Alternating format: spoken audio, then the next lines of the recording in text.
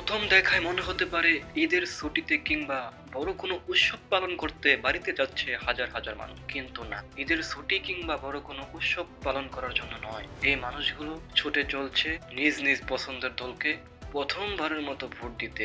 জি হ্যাঁ, প্রথমবারের মতোই ভোট দিতে যাচ্ছে। কেননা স্বৈরাচার হাসিনা ক্ষমতা থাকাকালীন এই লোকগুলো ভোট দেওয়া তো দূরের কথা, বরং ভোট কেন্দ্রের আশেপাশেও যেতে পারেনি বিগত 17 বছর। তাই তো তারা আজ হাতে হাত রেখে কাঁধে কাঁধ মিলিয়ে নতুন করে আশার আলো নিয়ে পথে নেমেছে। 17 বছর পর নিজ গ্রামের মাটিতে দাঁড়িয়ে ভোট দেওয়ার সুযোগ অনেকের কাছে এটি একটি ঐতিহাসিক মুহূর্ত। নারীর টানে কিংবা পরিবারকে দেখার জন্য নয়, শুধু একটি ভোট দেওয়ার জন্যই এই মানুষগুলো ছুটে চলছে দূর দূরান্তে।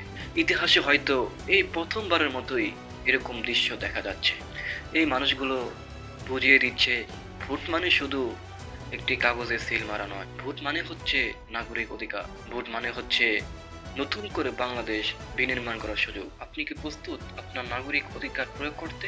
আপনি কি প্রস্তুত বাংলাদেশকে নতুন করে গড়ে তুলতে? আপনার পছন্দের দল কোনটি? অবশ্যই কমেন্টে জানিয়ে যাবেন। এবং এরকম আরও রাজনৈতিক খবর পেতে খবর পাইসির সাথেই থাকুন। ধন্যবাদ।